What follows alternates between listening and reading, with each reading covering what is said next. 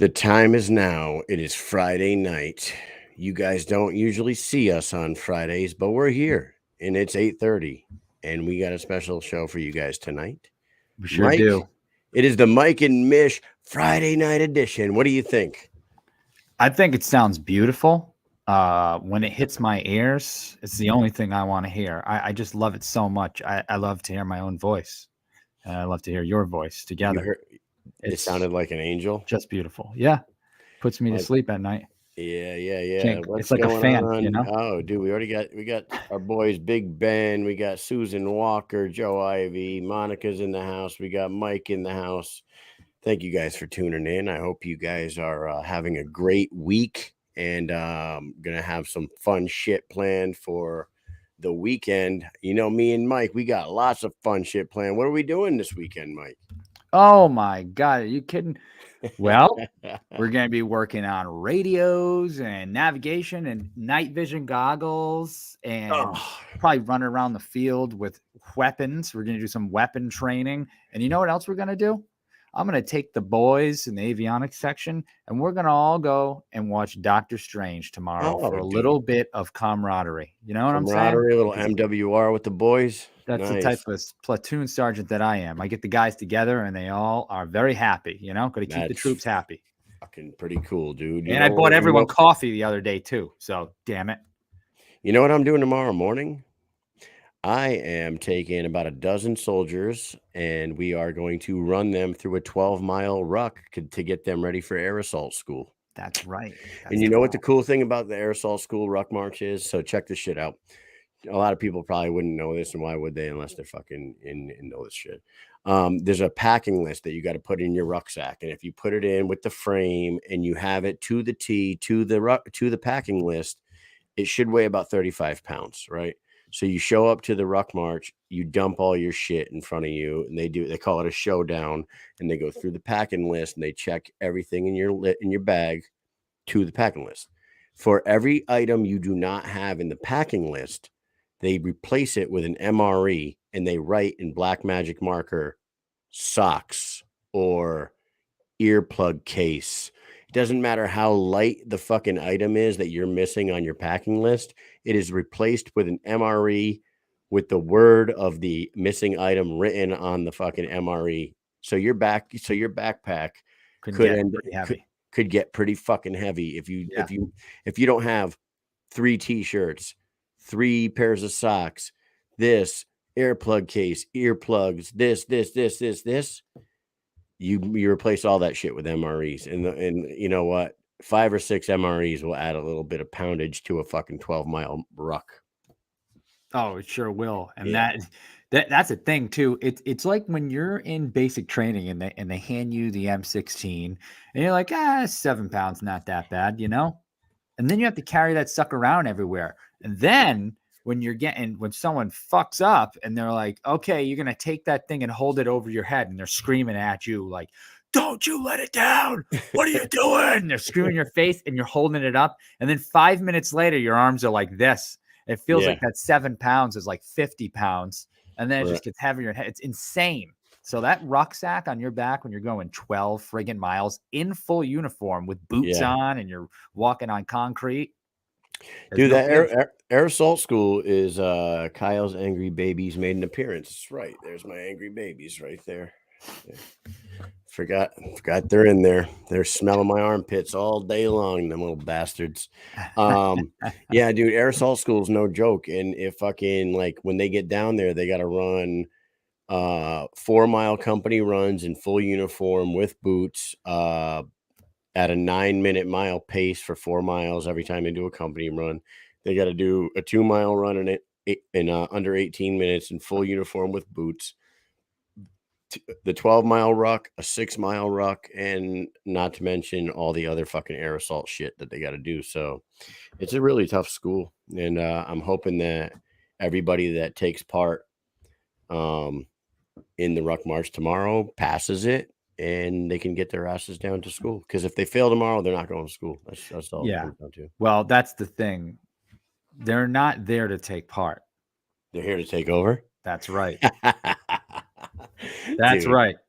Hey, man, we're waiting on our guest. We're hoping that Diaz, he's been, ready to come on all day long. He was sharing all our stuff, and we're looking forward to talking to him. But right now, we're waiting on him. Yep. In the meantime, there's a few things we could talk about. They Oh, yeah. announced it. They announced a new card on July 23rd, I Oh, believe, right? yes, they did, In Kyle. Tampa. They got a fight card in Tampa that they're building. And right now we know of 2 fights that are on that card. I don't know if they announced any more, but right now that fucking poster's fucking It dope. is, but something's wrong with it. I What do you don't know mean what. something's wrong with it? Something's wrong with it. I'll get it back up in a second. But keep talking about it because it's a Oh, dude, beautiful it's thing. and like obviously Johnny Bedford is still hurt and not able to fight because Jared Grant will be fighting Reggie Barnett at 135 pounds. I'm assuming the interim title is on the line, or is this going to be Yes, it for is. the official title? No, it's for the interim. However, because it's going to happen right before. So August 20th will be a year since Johnny Bedford fought. And this fight is happening 1 inside month of that. before. Yeah. Okay, so Not that that's the strip date. I'm just saying. it's very rare. It's very rare to see someone defend an interim belt. It is. And it's the I first don't time know. ever in bare knuckle, as In bare Big knuckle. Ben had been talking to me today about. Yeah, it's crazy. So you got Reggie Barnett, who had talked about going down to 125 and making a run in that division, Yeah. and changed his mind real quick and gets himself an interim title shot. He must see Jared Grant the path to Johnny Phone call I Bedford. got to answer here. Keep it going. All right. He's got a phone call. I'm going to take him off the screen here. Yeah. I wonder what that phone call is. Mikey's always so important, dude. You know what? And I don't know if Mike can hear me right now, but that kid is fucking killing it as a platoon sergeant. He takes care of his people for real. And I'm very proud of the performance that he has put forth so far as a sergeant first class in the Army. Killing it, Mike. And I want you guys to check this shit out. This hat is my son's. My 11-year-old son and I wear the same size hats right now. That kid's got a fucking dome on him, and he asked if I could wear his hat during the show tonight, which I said, of course I will. Fucking, I love Boston. Everybody loves Boston. Joe Miggs, you love Boston. I know you do. You fucking Stunad. I know you're a Yankee fan. I'm just busting balls. Thank you all for your service, fellas. Thank you. No problem, man. Had a long conversation. You know what's funny? Is I had a long conversation with a dude at the gas station while I'm pumping gas. I was in uniform, and this shit happens all the time. And they're like, "Hey, how long you been in the Army? And thank you for your service." And I love that shit. But then he starts talking to me about his son joining the Coast Guard. Like I know anything about the fucking Coast Guard, and I was like, he's talking and talking. I'm like, wow, your kid must be really, really something, man. He must be special. Because they don't just take fucking meathead dummies like me in the fucking Coast Guard. And he started laughing. And then like he stopped talking. I was like, I don't know anything about the Coast Guard, bro. But congratulations to your son. You sound like a very proud father. So, congratulations to your boy. And then I got in my truck. I was like, all right, all done talking. See ya. I took off. Yeah. 7 days out from the fights, though. June 24th. BKFC 26, 7 days out. Me and Mike will be down there. I cannot wait. Fucking training's over on Wednesday, and I'm boogieing out. What's up, Mike? Hey, what's going on? He should be on here in about 5 minutes. So awesome. Yeah. Yes, sir. Yes, sir. Yeah. So And I think I have a better. There we go. There's something wrong with the last one. There was some words on the screen. some words, huh? Oh, okay. Yeah. Hey, you know what? Yeah, let's finish that conversation. Reggie Barnett was going to go down the 125, and there's all these like really interesting fights down at 125 for him, which I thought was going to be great. To see him make a run at a new division, but when a title opportunity knocks, you must fucking answer that door, Mm-hmm. And then our boy Jomi and our boy Jared, they're fucking two buddies of ours. They're going to be fucking scrapping down there. What do you think about that, Mike? I can't wait. Honestly, I love everything about it already. All four of these That's guys. that Jomi Escoboza and Jared Oh, man. Warren fight is What a very fantastic interesting. It's very interesting to me because Jomi's methodical in there. You know what I mean? He's very methodical in his approach inside that ring. And Jared is a powerhouse. And Jared will take damage to dish damage. And I wonder how that happened, how that plays out with Jomi in the ring. You know what I mean? And Jomi is another fucking cheat code member now. So remember that? We got Yep. Jomi Escoboza training over there with fucking Ryan Perez and the Slaughterhouse Boys. So I mean, I love those two fights. If anybody knows of any other fights that are going to be on that card other than those two right there, please hit us up and let us know. I don't really know right now, but to be honest with you, I haven't really searched either. I don't know about you, Mike. I didn't have time for this shit. No, but listen, this is what I'm looking at. Jomi, I feel like he has been somewhat disrespected by the BKFC because all of his opponents, with the exception of Zion, obviously, have been outside of BKFC. So when he came in, it was like, well, he's an 0-0 fighter. We'll see how he does here. But then he won, and it was a good fight, and he fought tough competition. And he's still not ranked, though, which Right. to me is insane. He should be ranked. The guy is 7-0, right? Now he's going to fight Jared Warren, who's coming off of a title eliminator fight. So you got to think that if he does beat Jared, now he has to be ranked after that, right? If he does beat Jared, he has to be ranked. And then maybe his next fight will be like a title eliminator. I can't see him not fighting for a title within 2 fights at the very most. The fact that he's not ranked, do we have those rankings? Like who's in the top 5 at 185? Obviously, you got Joe Riggs in there. You got Doolittle's number 1. The champ is Lorenzo, but like who else is in that top 5 right now? I can't even think of it off the top of my fucking head. But anyways, like you said, to have him come in here at 7-0. Or was he 6-0 before he came to the BKFC, and now he's 7-0? Yes. So now he's 7-0. So Chad Mendez comes in off of a UFC record with no fights outside of the BKFC, beats an unranked Fames, and gets positioned at the number 1 rank at 155. Yeah. But Jomi Escoboza comes in with a 6-0 bare knuckle record, beats Zion, moves to 7-0, and gets left off the rankings. I just don't understand the people that make those rankings. They're fucking Stu Nods for sure. Those are our Stu Nods of the week, by the way. Well, if you're looking at the rankings, right, you could be looking at, Jomi can fight in a number of them, right? So I guess it all depends on which rankings tree is he going to fall in on, because he can fight, he's going to fight at 175. Is he going to fight at 185? And he could. So where is he on the ranking? I mean, who's the top 5? Do you know? Well, light heavyweights. Here we go. I got him right here. So yeah, you got Lorenzo Hunt, Dave Mundell, Yuli Diaz, Isaac Doolittle, Joe Riggs, and Jared Warren. At 5.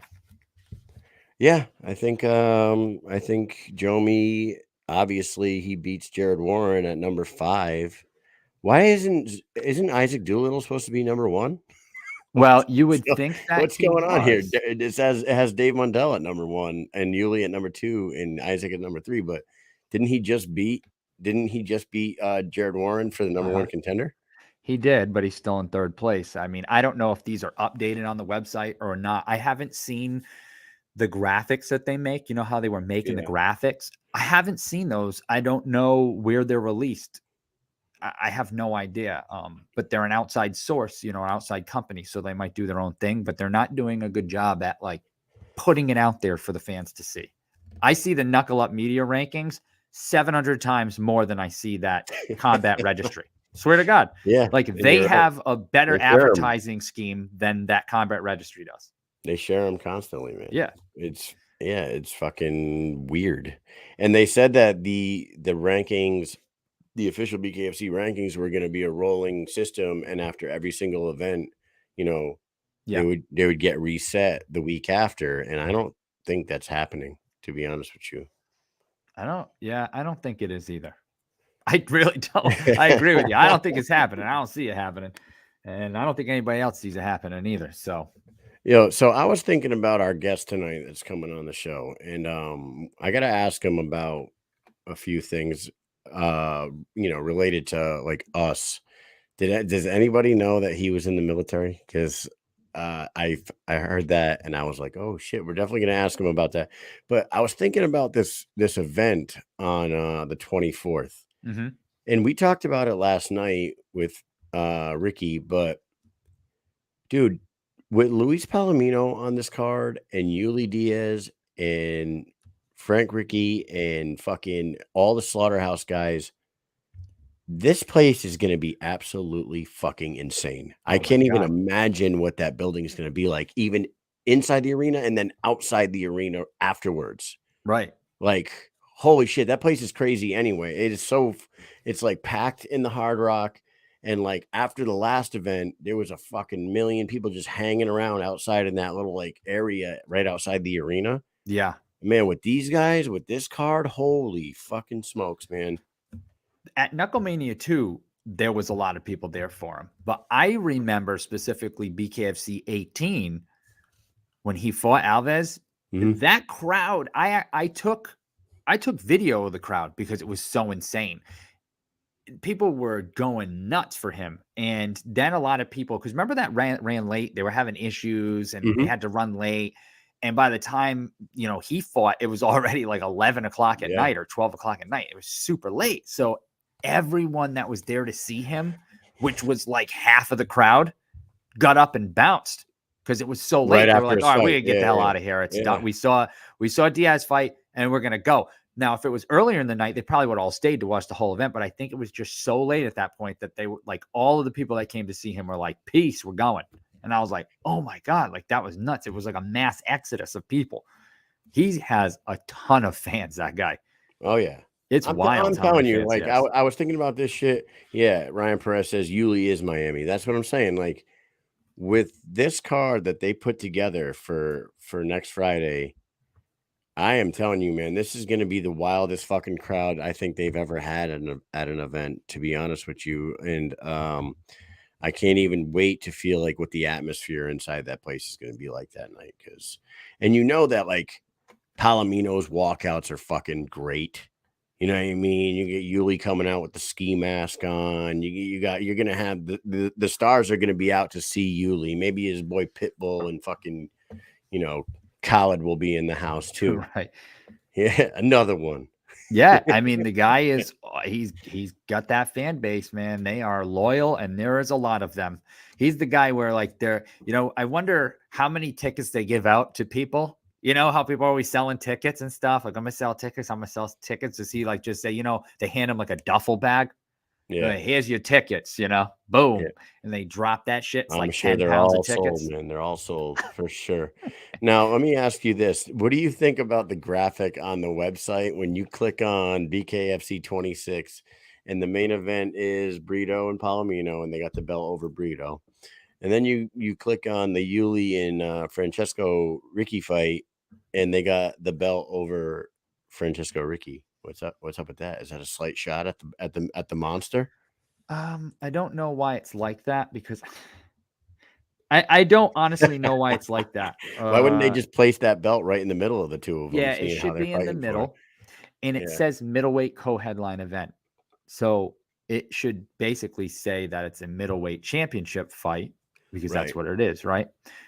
I would Yeah, think that Richie was the champion if I looked at this. me too. Yep, I would think that he's defending his title against Yuli, the monster, fucking Diaz. Yeah, So are a lot of you? confusion there. So who are you fighting now? Zion. Who? Zion. You're asking Zion. Hey, what's up? Zion Tomlinson's in the chat. Ryan Perez in the chat. Thanks for always tuning in and supporting us, dude. Yeah, Ryan says that he's coming for a lot of necks that night. So A lot of necks. Protect your neck. a lot of necks. So you run down that card and he's got Britain and Gogo and Duran and HD. Yeah, he's got a lot on there, man. I think he's got a couple more, but they're not listed yet. Can't wait to this fucking event, man. By the way, ladies and gentlemen, we are not doing a show next week. No show. No show. No Wednesday show. We will be finishing up our orders that day. And we will have too much shit going on the 21st to have a show, but you know us, we'll have all kinds of good content coming from Fort Lauderdale when we get down there. And unfortunately, earlier in the chat, Big Ben talked about the presser on Wednesday. We're not going to be able to make it to the presser. That's disappointing too. Joe Miggs, you going to be at the presser or what? I'm sure he is. He's in the chat too. I'm sure he's going to be there. Oh, so they are doing a presser on Wednesday? I don't know. That's what they generally don't do a presser for a lot of events.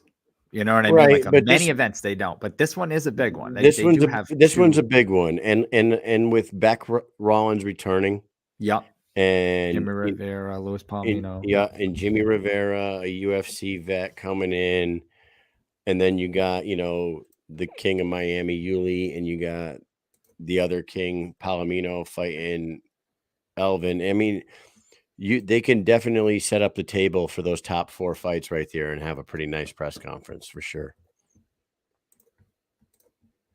Right. Mike's busy. I'm trying to help. I'm trying to figure out what's going on over here. What the holdup is. We have sent invites. I do not know what's going on. I'm trying to send another invite just in case. Sometimes there's technical difficulties with these. Hey, random fact of the day. Yeah, I'm cutting Mike off right now, guys. Do you know that Costco doesn't sell mustard? I went to the fucking Costco today to buy picnic shit for the troops, and we were gonna have a cookout. And so we get burgers, dogs, chicken, fucking chicken burgers. We get lettuce, tomato, onion buns. So we go to the condiment section and we grab like a 3-pack of like these big fucking ketchup things.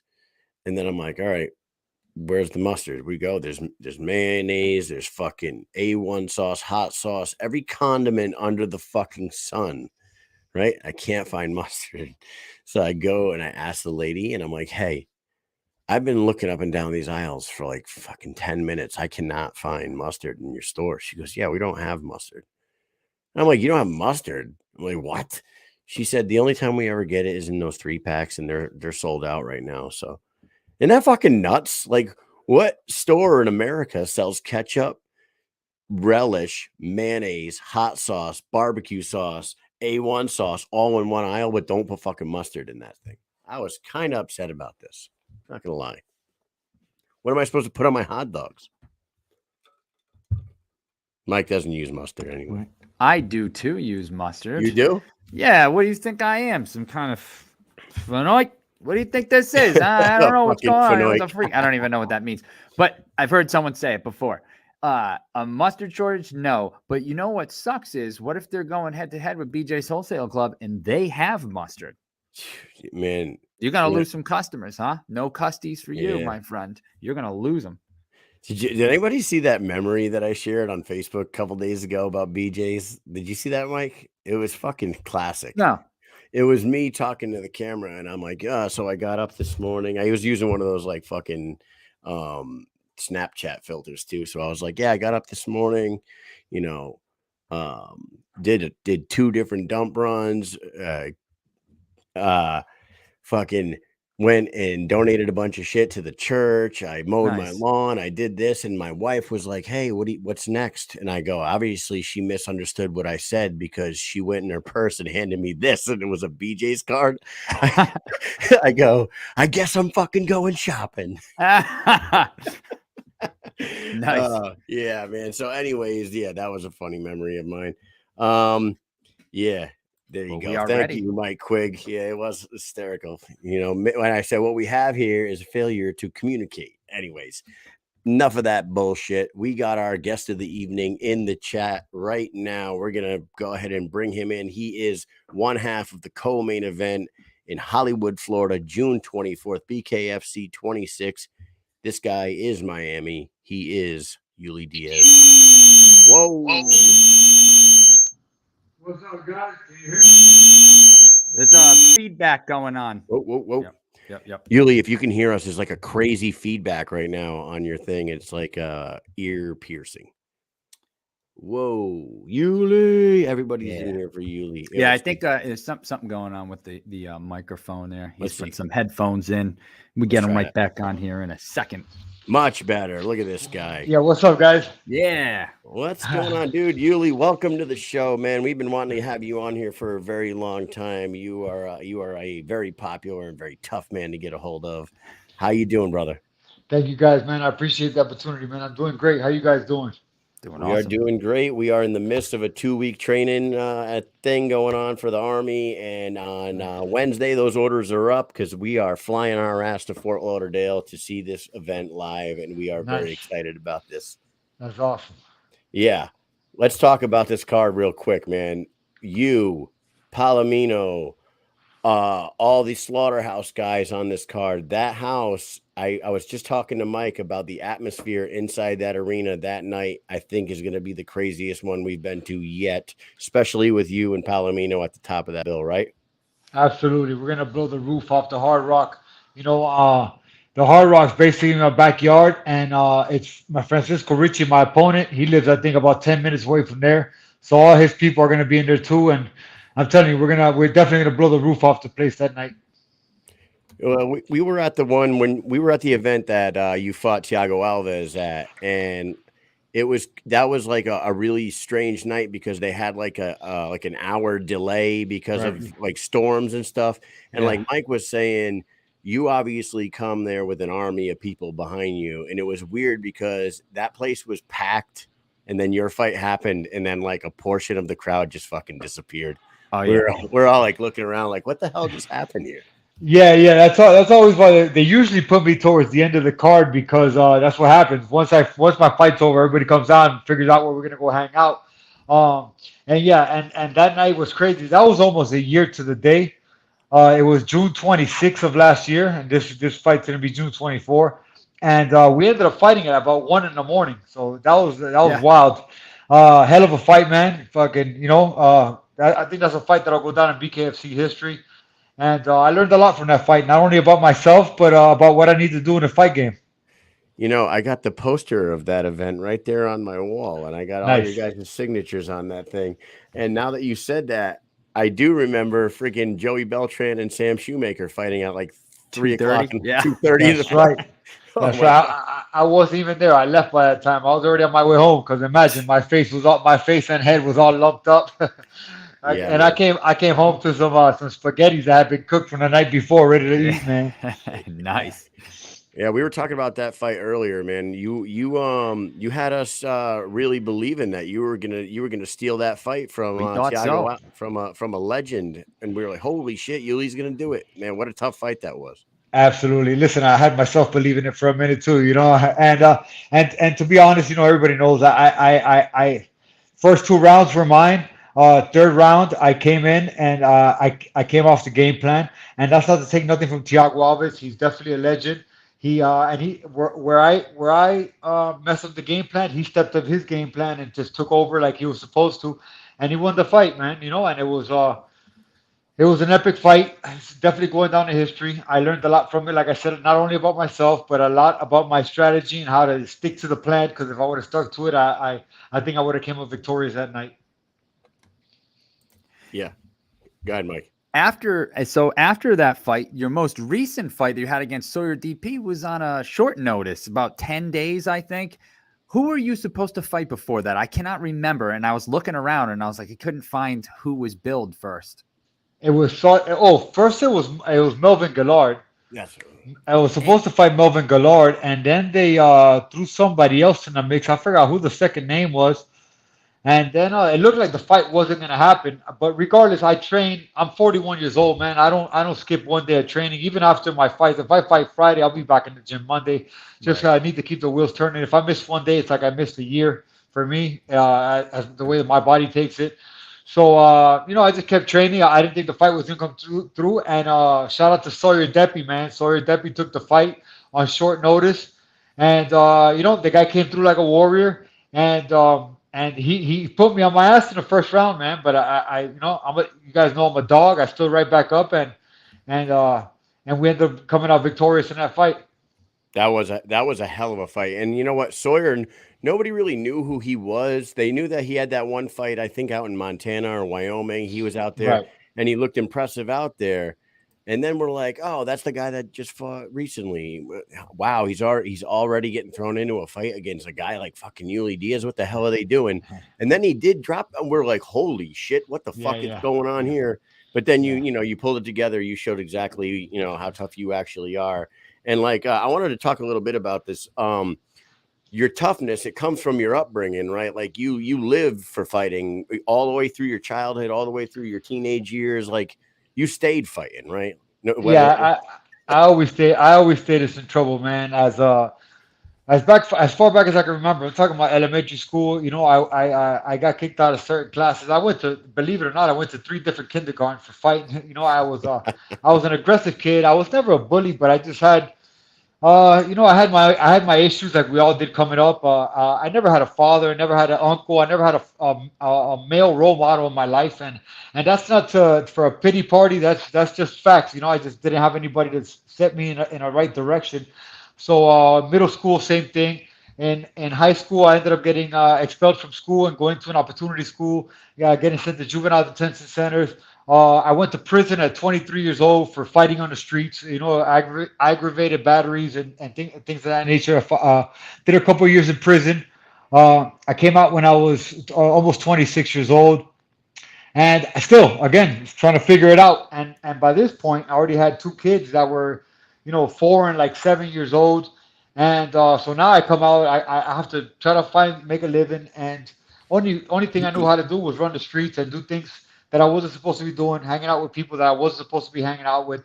And that just, it snowballs, man. And by the time I noticed, man, I was 35 years old. I was sick of my own shit, honestly. Um, and it was this one day I was living in Colorado, and it brought me to my knees, man. And I just, I'm not a religious guy, but I'm very spiritual. I believe in God, and I'm here because of God and my mom's prayers. And I just said, God, man, I don't want to live like this no more, man. I'm sick of this, man. It ain't taking me nowhere. I'm either gonna end up dead or in prison. And my outlet was fighting. I always loved training. I had done amateur boxing probably when I was 19, 20 years old. So moved back to Miami, started training, took a fight about 2 months later, which ended up being January of 2017, my first professional boxing match. I knocked the guy out I knocked the guy out in the first round, and it was the biggest rush of life, best high I've ever had in my life, and that's what started this train, man. And here I am, 6 years later. I get opportunities like this to speak to you guys. I got the fastest knockout in combat sports history. Oh, yeah. I'm fighting for one of the best promotions, upcoming promotions in bare knuckle, and it's amazing how life has done a full circle, man. Where fighting with bare fists was getting me in trouble, sent me to prison. Now it's getting me paid and notoriety and good opportunities, man. Right. And you mentioned it earlier, like you didn't really have a figure, to look up to. But however, as fate would have it, you did meet somebody in prison that's played a big role in your life that you talked about this dream with, right? He's a huge part of my life, man. I speak to him on a daily basis. He's still in prison. He's been in there right now 38 years. When I was in there with him, I think he was on his 22nd year in prison straight. He hasn't seen daylight in 38 years now. And he was like a father figure, man. And we started training in prison. We training in prison. And I had this conversation with him probably 2 days ago. And he goes, "I'll never forget that I told you about 17 years ago. 'Cause I got out of prison in 2006. He goes, never forget, I told you about 17 years ago that you were going to be champ of the world. You're going to be number 1 in the world, man." And it's freaking crazy how it's come to fruition, man. Because like I said, I got out, and this was the furthest thing from my mind. It was figuring out what to do, and the only thing I knew how to do was the wrong thing. And but here I am today, man. I'm able to speak on it. I go back to the juvenile detention center that I was at as a kid, and I'm able to speak to kids, and I have amazing opportunities, and it's awesome to be able to share it with him. Like I said, I still speak to him on a daily basis, and it's amazing what's happening, man.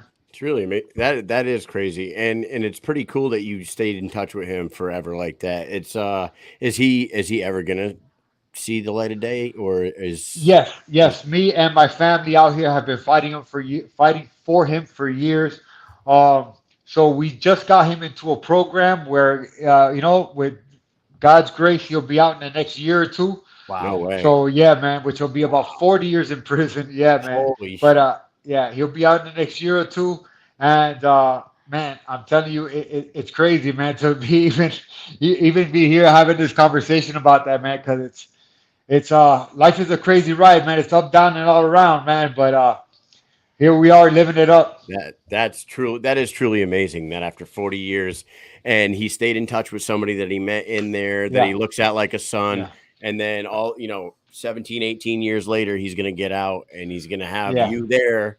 yeah. You know One, what I mean? Almost like yeah. family's waiting for him out there. That's Yeah, fucking amazing. one thing I take big pride on, man, is like I said, I never had a father figure, nothing. I grew up, uh, I didn't have any brother. I have a younger sister. She's 10 years younger than me, so I didn't really grow up with her. By the time she was 10 years old, I was already a grown man doing things.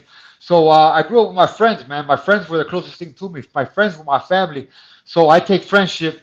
I don't even call it friendship, man. He's my brother. He's family. I don't say I got friends. I got family. And I take that very seriously, man. I take pride in not only being a good person to people, but being a great friend. Uh, when it counts. And you answered one of the questions that I was going to ask you because you are like a truly inspirational story to a kid that comes from the streets and stayed in trouble. I was going to ask you if you ever go back and like visit any of the Abs- places that you've been to, and you already answered that question. That's amazing Yeah, that you do that. absolutely. Yeah, man. Thank you. Yeah, yeah. I do that any opportunity I can. And between me and my team Monster, we got a thing called Fighting versus Hunger also, which uh we were going out once a month, and we did this all through pandemic also. We go out once a month, and we go to local restaurants, and we buy food from them, probably about up to 200 plates of food, and we go and feed the homeless, man. So and everybody, I put it on my social media, and I'll have 50 to 100 people come out, and we'll go all around certain neighborhoods in Miami and feed the homeless. So we help out the small businesses, and we also help out the homeless by feeding them. That's awesome. It's unbelievable. And you want to know something? Like me and Mike were at work today, and like my commander, it's so funny because we are full time in the military, and all our command is like fans of what we do, and they're Thank you always guys for what you do, man. appreciate you, Thank brother. you. Thank you. I want to ask you about something in military related in a minute here, Yes, but sir. hold on. My commander's like, you got anybody going on tonight? You guys do a show last night? I'm like, actually, we are doing a show tonight. We usually don't do Fridays, but we got this guy, Yuli Monster Diaz, coming on. And like, we've always wanted to get him on there, and he hasn't been around yet. But tonight's our night. He's like, oh, yeah, what's he? And then I showed him the knockout. I'm Yeah, like, check during this our shit out. during our meeting, we have a 7:30 in the morning command meeting where all the platoon sergeants, they're all gathered around this phone. Yeah. And I'm like, dude, check this out. So they watch it, and like, the bell isn't even done ringing and the dude's out on the Yeah. floor, and you're jumping over into the crowd, and like they're like, holy shit, back that up. So we backed it up like 5 times. And then I'm like, the funny thing is, man, you look at this dude and he looks like the hardest motherfucker on the planet, scary ass dude. And right earlier in the comments here, Kevin Smith Brothers Combat Oh, Sports that's my says, guy. That's my yeah, guy. Kevin's the man. He says one of the nicest guys on the BKFC Kevin, I roster. love you, man. Yeah. I actually said that. I was like, you know what? He does. He's got this intimidating look to him. Me and Mike met him down at Knucklemania 1, and we shook his hand, and it was like shaking a fucking brick. Yeah, I'm like, but that dude, I was like, that dude is like one of the nicest people we've talked to. You never judge a book by its cover, man, for sure. Thank you, man. Thank you very much, man. Thank you. I appreciate it. And that's like I said, that's one thing I take pride in. Also, I like to, in a fight game, you know how this goes. Everybody likes to talk shit and instigate, and do certain shit. I see no need in that. I've never seen one bad word or one diss that's made anybody bleed or lose a fight. You know what I mean? So, and I respect everybody in the fight game. I don't care who you are and what your record is. If you step in that ring, squared circle, or cage, it takes a different animal to do it, man. Yeah, unbelievable. And so what I said, I was going to ask you something, man. you for a lot of people, they don't know that you actually joined the military. Yes, I did. I wanted to ask you about this because I've seen you mention it a couple times in a couple of interviews, but you always just say that you joined the military. Did you join the Army, the Marines, the Navy? What No, was I was okay. So I signed up for a 4. So when I was 18 years old, you know, in a world of trouble and all that, I had this one friend I grew up with, my closest guy. He was always a straight A student. He was always a good kid. He told me, man, let's sign up for the Coast Guard. The Coast Guard, they give you a $2,000 bonus at the time. This is in 1999. My first day in boot camp was February 1st of 2000. So he's like, man, they give you a $2,000 sign-on bonus. We signed up for 4 years, and the whole thing was like, you don't leave the United States. You know, we're in the United States as a Coast Guard. So I'm like, yo, you're doing it, I'm gonna do it. Like I told you, my friends were like my family. So I'm like, if you're gonna do it, I'll do it. So we signed up, and I went through boot camp, man. Went through hell in boot camp. They you know, at that time I had tattoos on my knuckles and all that stuff. So, and you know how boot camp is. The thing is, I always had that mentality that I knew they were gonna get in my face. They were gonna, talk in my face. And I knew there was a game. You have to play the game. If I just turn around and snap back at them, then you lose the game. Oh, yeah. So I played along with it, man. I graduated from boot camp. I got stationed in Panama City, Florida, on a Coast Guard cutter called Courageous, which is now decommissioned. And I was on that boat. I was living on a boat for 2 months at a time in the middle of the ocean and coming back and forth, and it was awesome. 11 months down the road, I was getting sent to Norfolk, Virginia for diesel mechanic school. And the night before, at 2:00 in the morning, I was in Tallahassee in a club with a friend of mine that lived there, waiting for my next day at 2:00 in the afternoon was my flight. I got in a fight, man. I got in a fight at the club, and I was sober, and you know what I mean. As much as I hate to say it wasn't my fault, because I could put my hand on the Bible, swear to God it wasn't, but you know, it happened, and everything happens for a reason. You know, at that moment it was hard to see that. But I got sent to jail, man, and I stayed in jail for 30 days. I got put on probation. I was an 18-year-old kid. I turned 19 in boot camp, actually. So I had no direction. I always tell people, man, in a way, I think I put myself in prison because that's like something I felt like I needed to do for myself in my crazy mentality at that time. And man, I got an honorable discharge. It said honorable discharge due to civil court judgment. So, you know, thank God for that. But yeah, I signed up for 4 years. I did 11 months in the Coast Guards.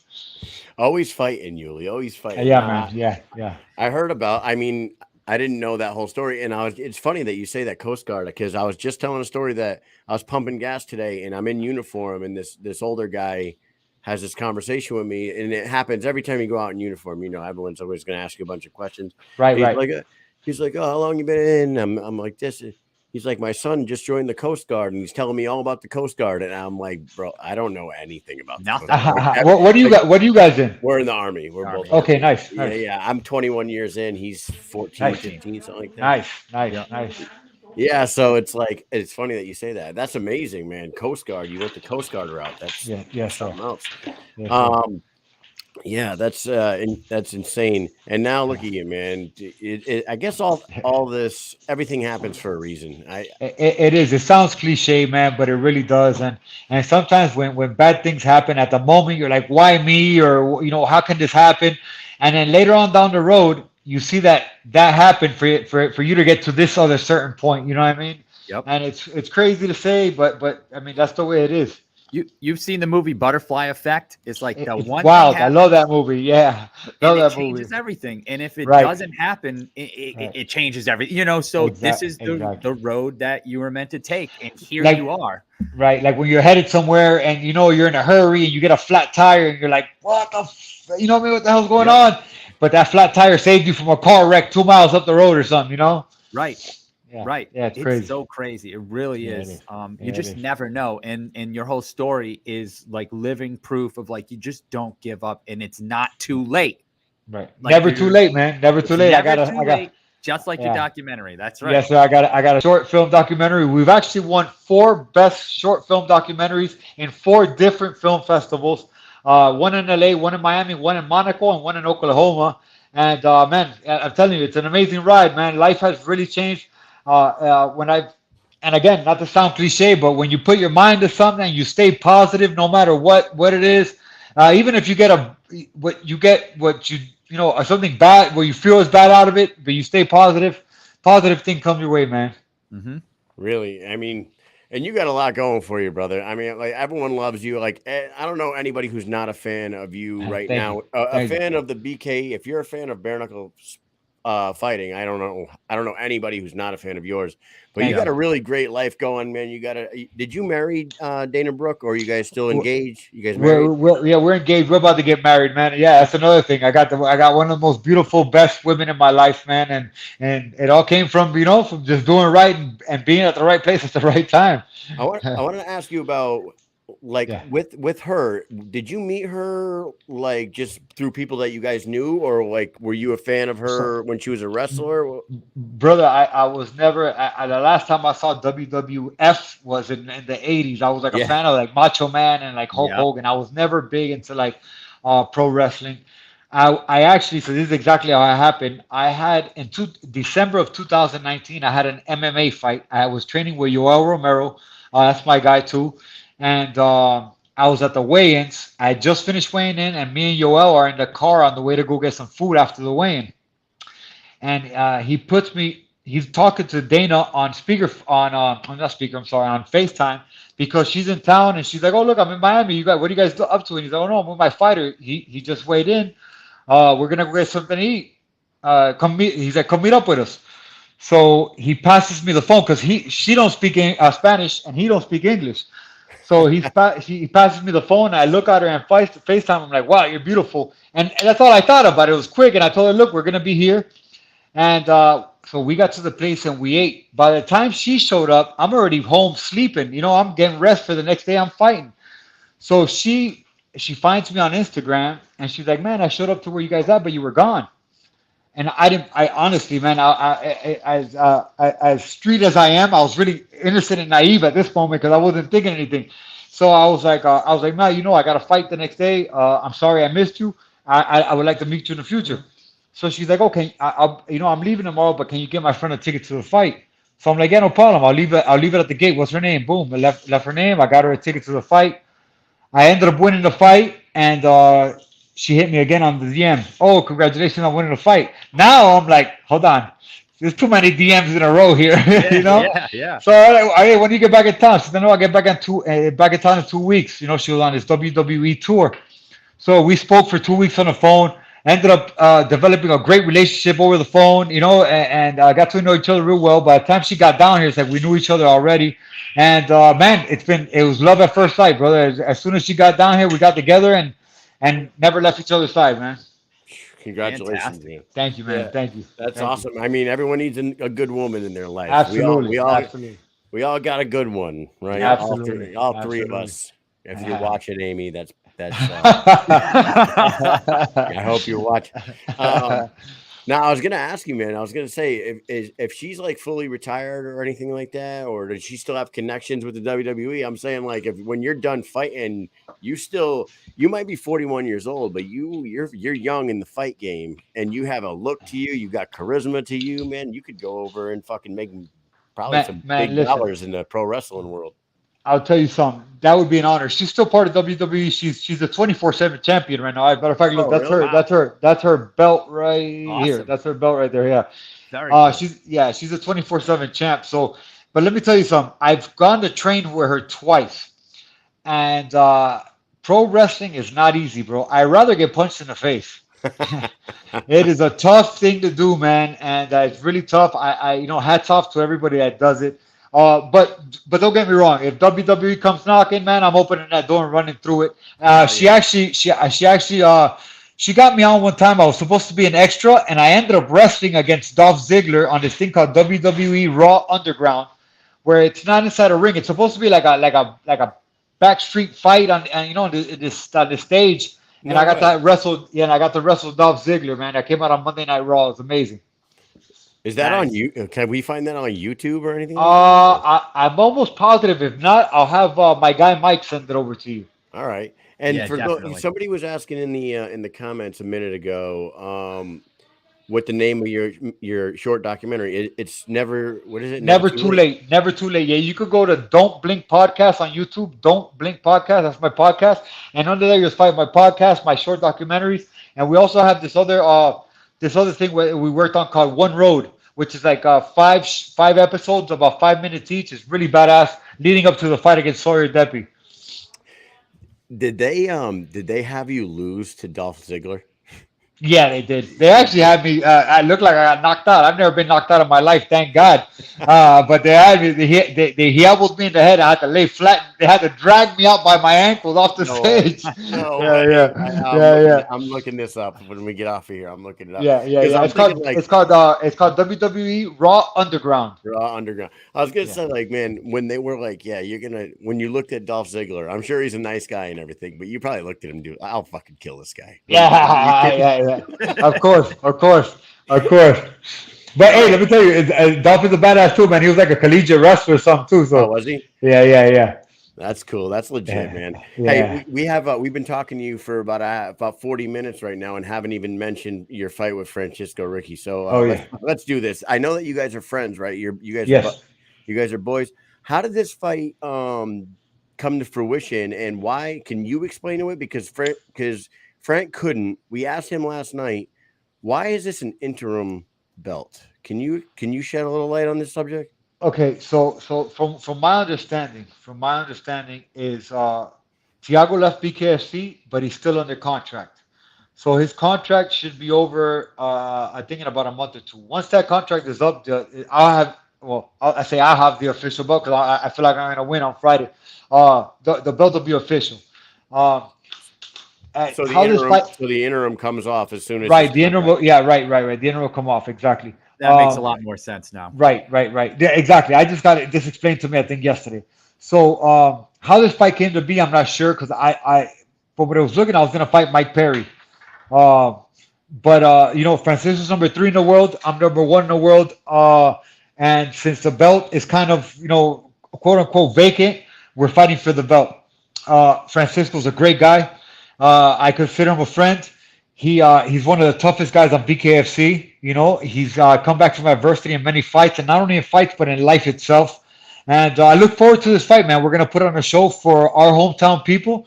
And this one will definitely not go the distance, And I even feel like once this fight happens, you kind of already know who the winner of this fight is going to fight too. And I think Richmond, if Alvin doesn't come back, is going to be the very next fight for the winner of this. So we got some really good fights coming up here. Absolutely, I agree. The thing is with BKFC, you never really know, but that would make the most sense. Would be Mike Richmond, which is another tough, badass dude. He's gone to everybody's backyard, fought them in their backyard, and beat them. So he's an amazing fighter too. So you definitely after this fight, there's a lot more fireworks coming together. I wonder if MVP. I'm not sure how that guy's contract is with BKFC. I know that he's still under contract with Bellator, and Bellator is allowing him to fight Mike Perry at that UK card. But I wonder if MVP goes in there and say he smokes Mike Perry, I wonder if he'd want to stick around in this sport. And that's just another huge name in a division full of killers already that, you could see a fight against. Absolutely. Look, Mike is one of my boys too. Mike Perry is one of my boys too. But I would like to fight him too. He has a huge name. And at the end of the day, this is a fight game. This is you want to fight the best of the best. And where we're at right now, at the top 5, there is no easy fight. They're all hard fights, So, with MVP, he's another killer too. I would think like anybody else. I'm just speaking outside, speaking for myself.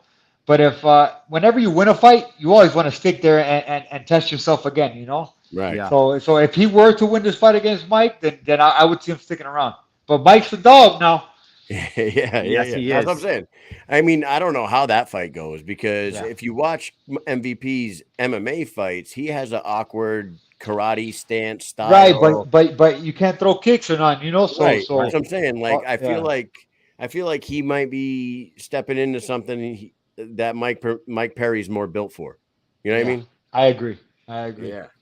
Unreal, man. It's a crazy division. I have it pulled up right here. I was just looking at it with yourself and Mike Richmond and Francisco Ricky and Dave Rickles and Mike Perry and your Dennis Cedeno. It's like there's a bunch of badasses in your division. There is. Oh, yeah. Yeah, there is. Yeah. The It's BKFC stacked with killers.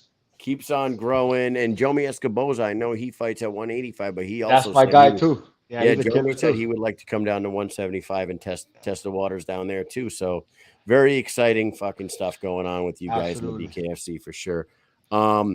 It's been an honor to have you on here. We always do a speed round with everybody at the end of these interviews. Would you like to do one with us real quick? Yes, And then let's we'll make get it happen, going? brother. Let's do it. All right. Hell yeah. Speed round with the monster, Yuli Diaz. Here we go. First question for you. We are the same age, so we might think the same way. Saturday morning cartoons. What's the greatest cartoon theme song of all time?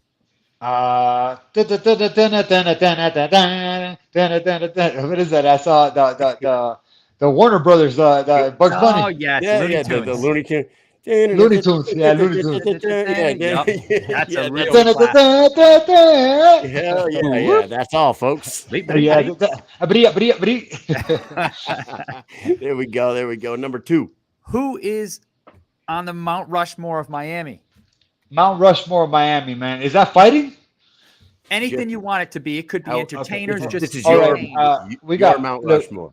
we got Pitbull, we got Uncle Luke, we got Jorge Masvidal, we got Yuli the Monster, Oh, and man, you know what? Dwayne Wade, baby.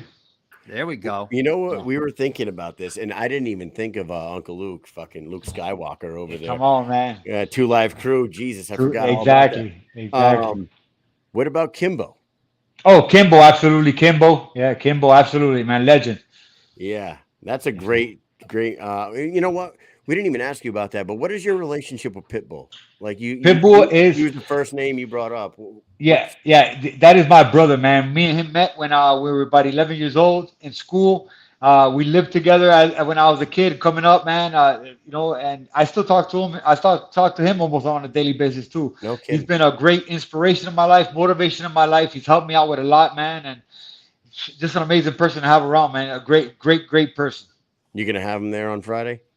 I wish I could. The thing is with him is that when he shows up, there is no BKFC fight. It's about Pitbull being there. I bet. You know? I bet. Put a mustache and a wig on him. Yeah. Yeah, You yeah. get one with the nose and the mustache with the glasses. Yeah. No one will recognize him. Yeah, no, exactly. If we just put a wig on him, nobody will recognize him. Yeah, that shit's hilarious, man. Number 3, here we go. Better classic shoe: Converse All-Star Chuck Taylors or Adidas Shell Toes? I'm gonna have to go with Chuck Taylor's just because I've never owned a pair of shell toes. No Yeah. break dancing for you? Nah, man, I was never. I got 2 left feet, man. I'm wearing Chuck Taylors right this second, but Yeah, I got like 7 pairs in my closet, all different colors. I was a huge fan of shell toes back in the day, though. I used to get the shell toes with the fat laces because I was a big fucking Run DMC course. fan. too. Of course, no, and they are dope. I just gotta go with Chuck's just because I've never, like I said, I never owned a pair of shell toes. There you go. All right, number 4. What is your favorite restaurant in Miami? Favorite restaurant in Miami? Well, I own a food truck called Knuckle Sandwich 305, so I gotta go with that one first.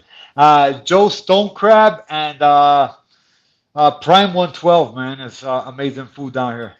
Will you bring that food truck to the fights or like around maybe the weigh-ins or something like that? Like No, after no, weigh-ins, you feed everybody afterwards? I wish I could, man, but with this week, really honestly, this is my last. This one probably Monday will be my last interview, man. Then I zone out. I turn off my phone.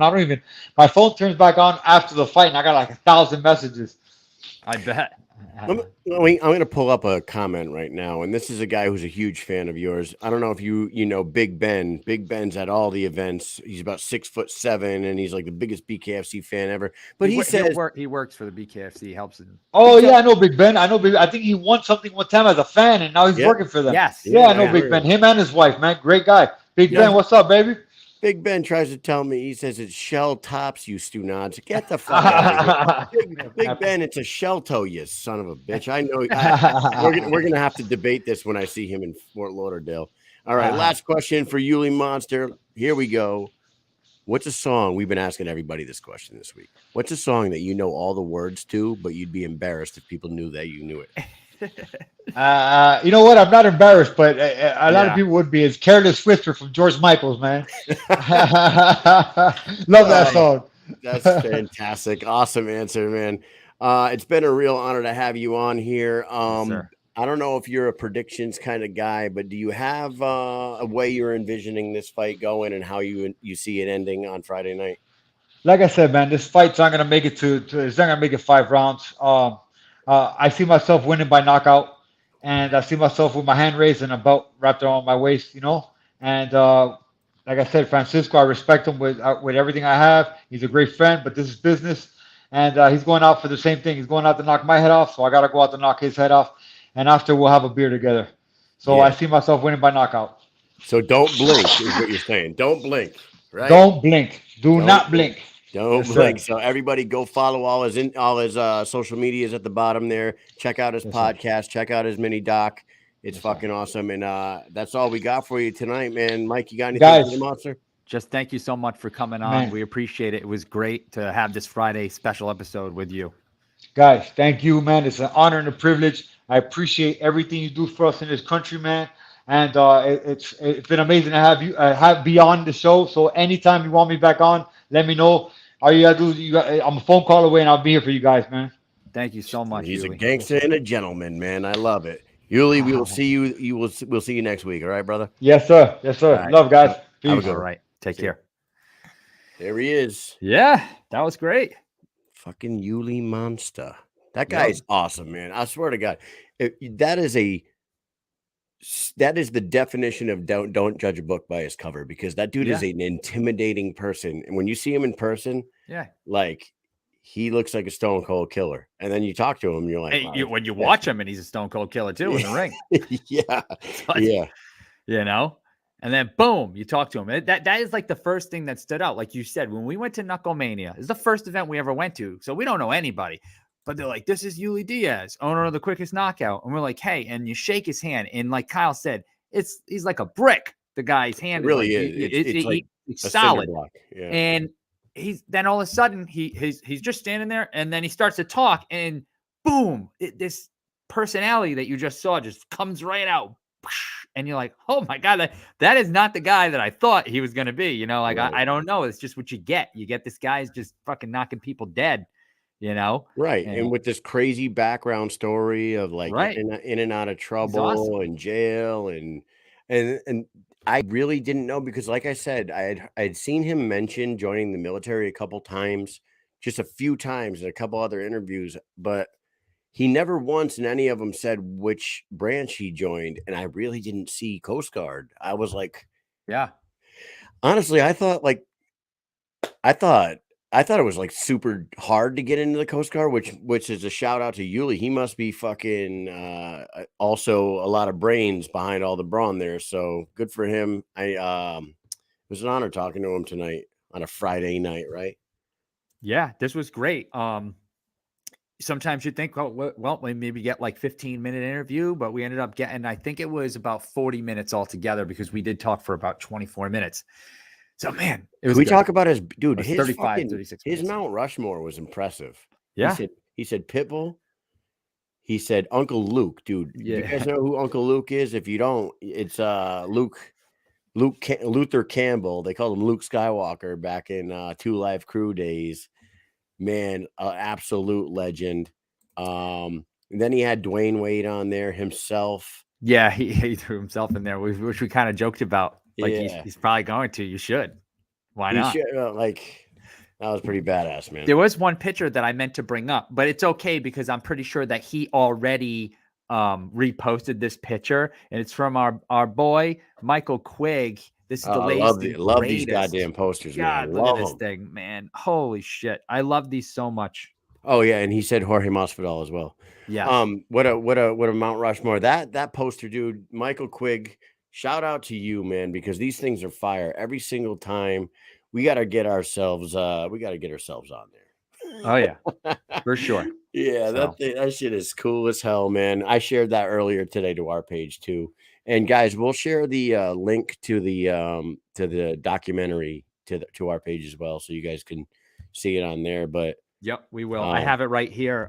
His manager sent it. We already had the one for this, and then there's the second one. So, man, this was great. I enjoyed it so much. But I have a feeling we have to bid you all farewell because we do have training in the morning, and it is 9:41, and the training never stops for no one. And the training never stops. So, like I said, thank you very much to Yuli Diaz for giving us some time on a Friday night. We will not have a show on Wednesday. We got too much stuff going on, but we will be down in Fort Lauderdale on on Thursday. We'll be there for the weigh-ins, and we will be there for the event, and I cannot fucking wait for that. But with that said, Mike, we got one thing for you. Peace.